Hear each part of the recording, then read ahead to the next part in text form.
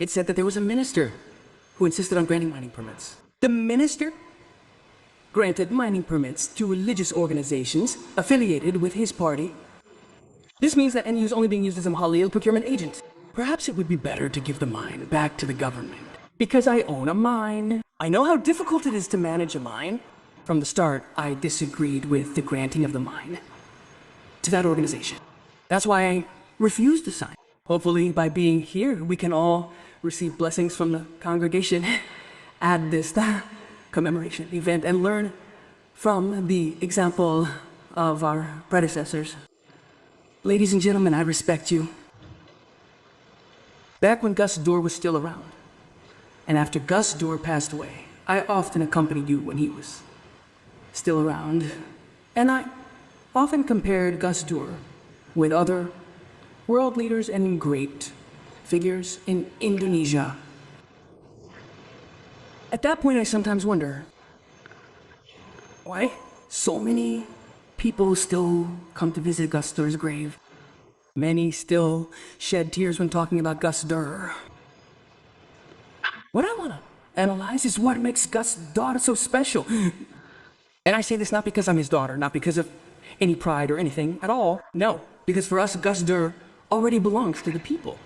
But analyzing Gus Dor is necessary to serve as an example for us. What was his strength? Was it because he was president?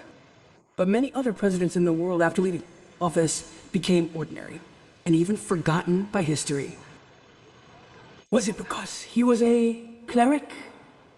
In many parts of the world, but not all clerics are visited by Muslims.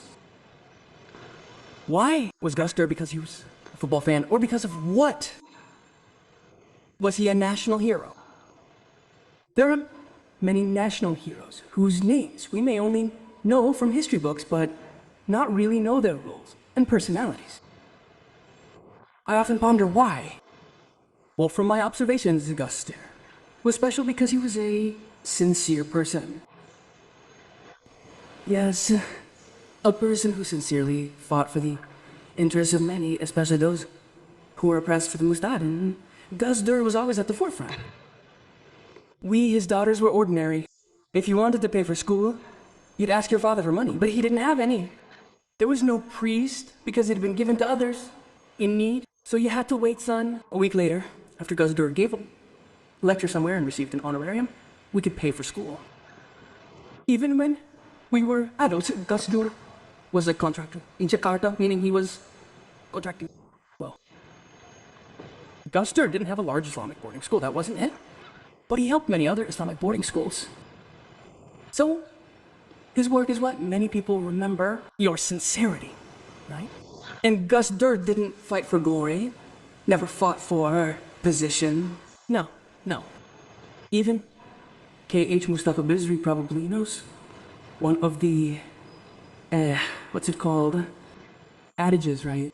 Your favorite adage is the form of Ardi Lumul. Immerse yourself in the earth, in the land of loneliness. Because what Gus Dor sought was not for glory. And I think this is actually the spirit of Natul Ulama, sincerity. NU is rich. Wealth isn't about having a lot of money, right? When Hadra the Sheikh Hashim Ash'ari and the musicians of Natul Ulama founded NU, it wasn't about showing off, not about seeking positions, not about making money. And NU is rich because of the sincerity of its scholars, the sincerity of its congregation. NU is strong because of intangible assets. As Massimil said, assets that are invisible. Money is tangible asset. Visible assets, money that can be tapped, can be held. This intangible asset is invisible, but in fact, it is an extraordinary wealth. And the intangible asset of NU is the sincerity of all its members. Well, that's what Gus then put into practice. And I think this is the spirit of why NU is still great today. The largest organization in the world, the largest Islamic organization in the world, the largest Islamic organization in the world. Because its scholars are sincere in continuing to spread knowledge among the community. because his people, his followers are sincere in continuing to carry out shi'ar, to continue to carry out riyada, to continue spread the teachings of Ahlus Sunnah wal Jama'ah. This is what I feel in this moment of hall and commemoration of gratitude for Qasr becoming a national hero. We need to strengthen the sincerity of our ulama in building the background of ulama who have raised him to this point. We are currently at a point of great concern with what is happening in PBNU. Even though NU hasn't clearly stated from the beginning the final اجتماع فألم تعالوا أمر ألم تجهل من فعل تألم سألتم. This organization, this Jama'ah, was founded on the basis of the spirit of unity, the spirit of mahabba between us, the same love to continue spreading the teachings of Ahlus Sunnah wal Jama'ah al-Nahiyya. Well, I really hope that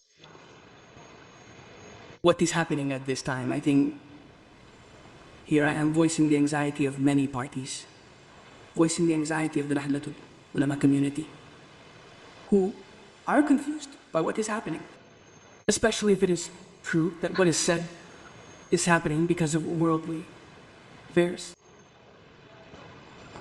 Maybe this will be a little controversial, a little too open, but I think I need to say that before I came here this afternoon, I received a call from Mr. Lupan Jahitan and was invited to lunch.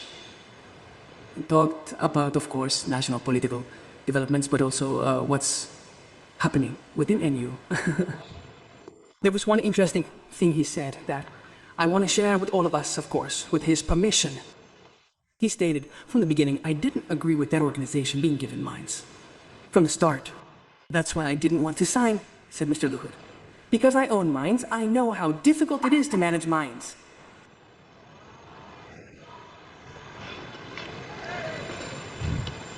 Well, if the Chinese even say that someone who manages mines must have cool hands, if not, it will definitely cause division. Well, now, all the mines that were once when NU was founded became something that tied us all together. Now, it has become something that threatens us, our leaders, mufarqah. This must be a reflection for all of us. The Prophet Muhammad, peace and blessings of Allah be upon him, has said, Wahari ahli. If something is not handed over to an expert, what will happen is the end of the world. Some may disagree with what I've said, but I feel the need to raise this as a moral call, because the common good among us is far more important than anything else.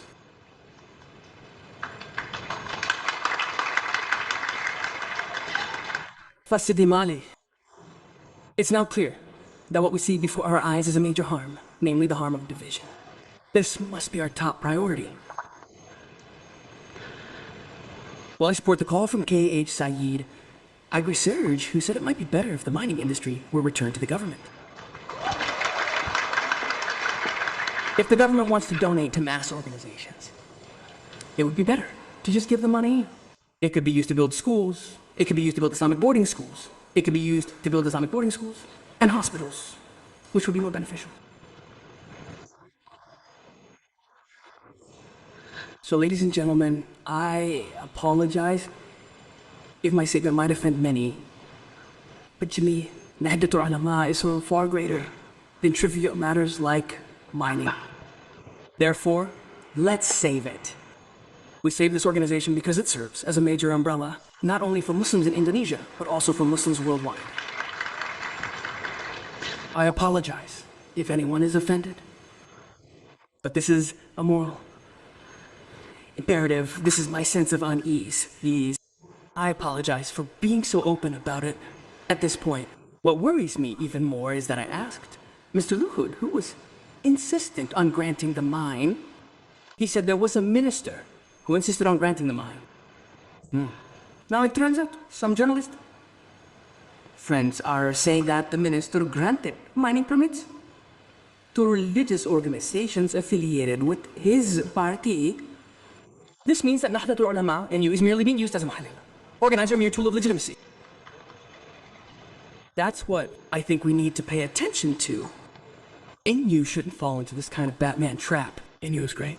It's our duty to uphold the Naftamka principles. Yeah.